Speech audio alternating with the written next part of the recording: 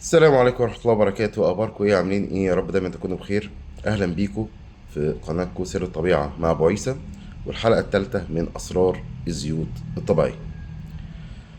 أه طبعا فتحت تيك توك قبل كده وفتحت فيسبوك قبل كده، واكتشفت إن في خلطات زيوت بتتعامل على إنها سحر، بتجيب نتيجة من أول مرة ومفيش زيها وقوية والكلام ده كله.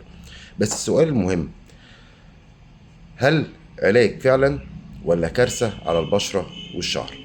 انا جاي النهارده هقول لك ازاي تعرف التركيبه دي كارثه ولا هتجيب نتيجه. بص يا باشا، المشكله معانا ان اغلب خلطات الزيوت المنتشره معموله بدون اي علم. فلانه قالت لي، جارتي قالت لي، مش عارف ايه ده، احنا بنحط كذا على كذا بيجيب نتيجه كويسه، مش عارف ايه. ولا حتى بيفهموا طبيعه البشره ايه نوعيه البشره نفسها. كل بشره زي ما احنا قلنا في الحلقات اللي قبل كده، ان كل بشره ليها نوع زيت معين، والبشرات من انواع البشره كتير. يعني حتى طبيعه الزيت نفسه هم ما يعرفوش عنه هو بيعمل ايه فايدته. لكن انا سمعت من جارتي بتحط كذا على كذا، فالنتيجه بتبقى زي ما احنا بنشوفها. طب بص يا باشا، الصدمه بقى اللي انا هقول لك عليها ان في خلطات بتدمر حاجز الجلد. حاجز الجلد ده مهم جدا لينا وللبشره. في خلطات بتتعمل بتدمر على حاجز الجلد، وفي خلطات بتسد المسام، وفي خلطات بتسبب تساقط الشعر.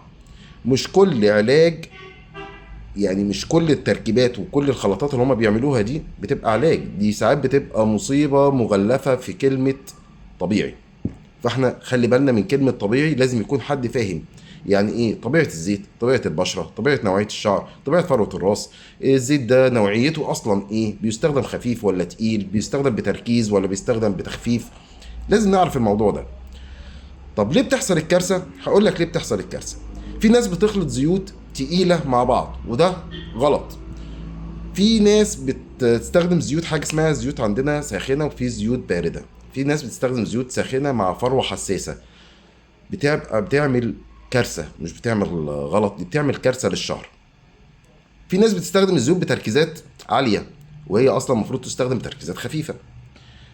في ناس بتستخدمه بدون اي اختبار للبشره، هل البشره ده هتتقبلها ولا لا. الكلام ده ما بيعملوش الاختبار ده، فبالتالي بيقعوا في كارثه ان في احمرار، في حساسيه، في تهيج في البشره، الكلام ده كله. مثال واقعي كده هقول لك عليه، ودي منتشره بشكل فظيع جدا على الفيسبوك والتيك توك ومجالات السوشيال ميديا عموما. بنحط زيت خروع على زيت توم على زيت حبة البركة على فروة حساسة. النتيجة ايه يا باشا؟ هقول لك النتيجة ان حرقان في فروة الراس، فبتعمل قشرة، وبيعمل بعد كده على المدى البعيد تساقط في الشعر. ادي الترند اللي الناس ماشية بيه. امتى الخلطة اللي انت هتعملها هتبقى علاج؟ الخلطة تبقى علاج بس لو معمول حساب نوع البشرة او نوع الشعر. يبقى ساعتها هنعرف نوعية البشرة او الشعر ايه، وهنديها العلاج او الزيوت الطبيعية المناسبة ليه. زيوت متوافقه مع بعض، في زيوت ممنوعه يا جماعه تتحط مع مع بعض، بتبقى كارثه، بتعمل غلطه كبيره. وبنسب مظبوطه، مش بتركيزات عاليه قوي، هو مش بكترها. الموضوع مش بكتر التركيز الزيت اللي انا بستخدمه او كميه الزيت اللي انا بستخدمه، بالعكس الموضوع بيتحسب بنسبه وتناسب بشكل فظيع جدا. غير كده هتعمل اي حاجه من الحاجات اللي احنا قلناها دي، اعرف ان في كارثه هتيجي. هتستخدم زيت تقيل مع زيت تقيل، هتستخدم زيوت حاره على بشره حساسه او فروه راس حساسه، اعرف ان في كارثه هتحصل. من الاخر انا جاي اقول لك على المضمون، مش كل حاجه طبيعيه امنه. ساعات الطبيعه بتدينا سلاح ذو حدين، لو استخدمته صح هيجيب نتيجه معاك، لو استخدمته غلط هيبقى كارثه عليك.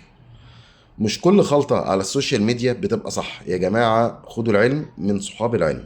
ومعلش اتعبوا نفسكم شويه ودوروا على المصادر الصح ايه. مصدر الزيت بتاعنا ايه، الزيت بتاعنا بيستخدم ازاي، تركيز خفيف ولا تقيل، بيستخدم مباشرة ولا لازم يتخفف، بيستخدم على بشرة ناشفة ولا بشرة لازم تبقى مبلولة قبليها، الشعر نفسه نوعية الشعر بستخدم له زيت ايه، زيت تقيل، زيت خفيف، الشعر دهني، فروة الراس دهنية، فروة الراس جافة، فروة الراس فيها قشرة، فروة الراس بيبقى فيها فطريات. كل حاجة ليها علاجها.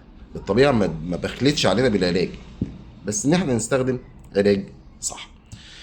الحلقة الجاية هنكشف فيها على خلطات منتشرة ونحللها علميا خطوة بخطوة، ونقول لك إذا كانت هتبقى مناسبة معاك ولا لا، وانت تقول لنا اذا كانت نوع البشره بتاعتك متناسبه معاها. قول لنا نوع البشره واحنا هنقول لك هتبقى متناسبه معاها ولا لا.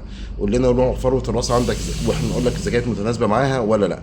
قول لنا ايه الحاله اللي عندك واحنا هنديك العلاج الطبيعي الامن ليك. نشوفكم ان شاء الله في حلقه جديده باذن الله. بس خلي بالنا، الطبيعه سلاح ذو حدين، لا تستخدمه صح لا تستخدمه غلط. نشوفكم ان شاء الله في حلقه جديده باذن الله. يا رب دايما تكونوا بخير، ويا رب الحلقه دي تكون عجبتكم. السلام عليكم.